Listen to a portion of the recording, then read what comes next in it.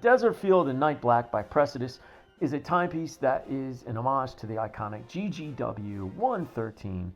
This pilot watch was originally developed for the U.S. military during the Vietnam War.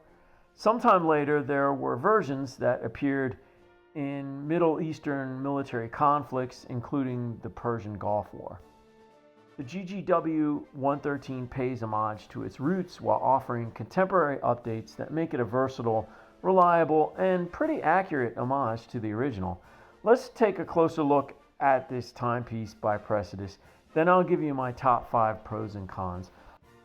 Also, be sure to subscribe to the channel and leave a comment in the description below. I'd really appreciate it. It helps us out. Spread the word about Watch You Know. Let's get back into the watch. The Night Black dial is a creative interpretation of the MERDC camouflage patterns, integrating black, beige, and brown tones to evoke the essence of a desert night. The matte black dial features applied Arabic numerals 1 through 12 in grayish beige in an outer circumference, and 13 through 24, military time if you will, on the inner ring. The case is made of 316L stainless steel and is sandblasted matte gray. Sandblasted finishes are commonplace with military watches because they offer durability and a stealthy appearance. The crown is unsigned just as the original GGW-113. Crystal is an AR-coated mineral crystal with an infusion of sapphire for added durability. The beige superluminova lume in the numerals and hands is sufficient for seeing time for a few minutes if well primed. If you're expecting more than that, you'll be disappointed. The case back does reveal the only branding on the watch, with Praesidus engraved in large bold lettering. Also inscribed is Swiss quartz, assembled in the USA, 5 ATM for its 50 meters of water resistance, and the number 43, which is a reference to the original GGW-113 military specification. Finally, you'll see inscribed the words Jungle Field. Nope, you didn't get the wrong watch. Praesidus decided to make the only distinguishable difference of their Jungle Field collection and the Desert Field collection to be the color. No mention anywhere of the watch of its actual model name, the Desert Field. More on this topic later. With a 34mm case diameter and a thickness under 10mm, the Desert Field will be tiny on larger wrists. Its small but accurate 34mm size is a nod to the original 1960s US military watches. The thin side profile ensures that the watch is unobtrusive and comfortable for everyday wear. The watch comes with a well-made nylon strap. However, mine sadly came with only one keeper, which is attached near the buckle, which makes it pretty much unwearable. To wear the included strap, I would have to push the excess strap underneath the buckle, which looks ridiculous. So I guess it is wearable, but it looks ridiculous that way. At least there's a quick release on the supplied nylon strap, so it was very easy to remove. And with the drilled lugs, it makes putting another strap on pretty easy. The watch I expected to receive was to be powered by a TMI VH31 Mecha Quartz movement. However, to my chagrin, Praesidus sent me the outdated previous model. Stay with me here because it's the same exact watch, except this one here has the Swiss Ronda 763 quartz tick tick tick movement, ticking 1 beat per second. Yeah, it's a bummer. I have no idea why Praesidus didn't send me the Mecha Quartz version. I can see why they upgraded from the Ronda 763 because it gives the illusion of being mechanical with the sweeping second hand. Couple that with the accuracy and reliability of quartz, then you have both worlds. I, however, am just stuck with one world, with the tick-tick of the 763. Praesidus has meticulously respected the original specifications of the GGW-113 design, which was famously used by U.S. pilots during the Vietnam War. The U.S. military contracted Hamilton, Benrus, and later on Marathon in its 20-plus year run with very specific requirements to construct the 113.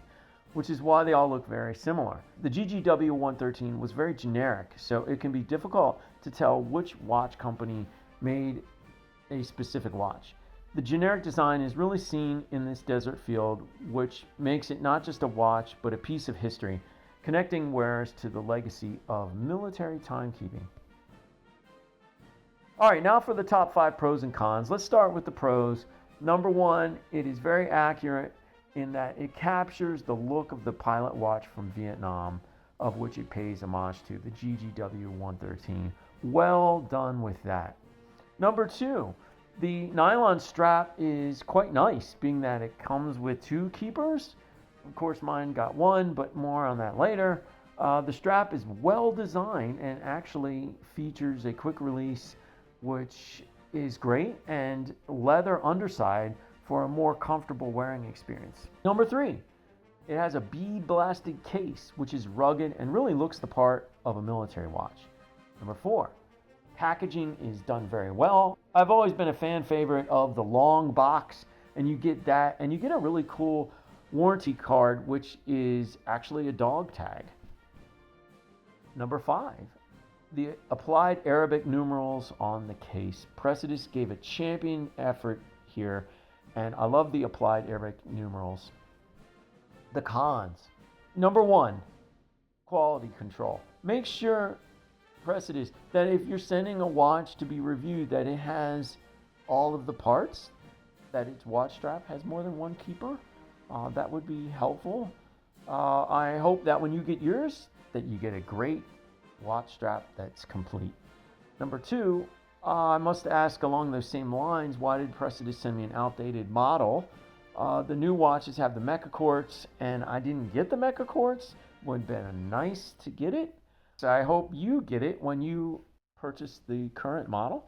Number 3, the 13 to 24 hour markers are tough to see if you're in a medium to minimally lit room. Outside in the sunlight, they're fine. Number 4, the size may be not for everybody. At 34 millimeters, it wears rather small, but I get what Praesidus was trying to do here in maintaining a one-to-one homage of the GGW-113.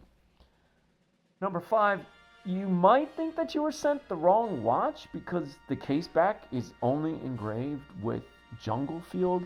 The watch has no mention of desert field, and I think that's a miss by Praesidus.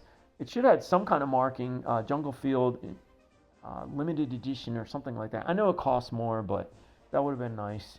It's not the cheapest of timepieces, so maybe they could have squeezed that into the cost. Who knows? But that would make it better in my opinion. Overall, the desert field in night black hits the mark with honoring historical designs while adapting them for modern use. It's pretty cool seeing this on your wrist and thinking of the sacrifices that the pilots in Vietnam made. I must admit the desert field has grown on me since I started wearing it 3 weeks ago.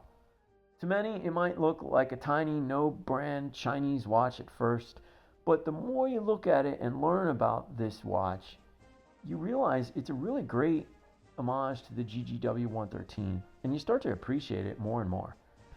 Yeah, I'm not happy that the strap came with 1 keeper and I got the Ronda quartz from the previous model, but I suppose I can overlook that for now, and I am always going to review the watch that's sent to me first because that speaks to the company.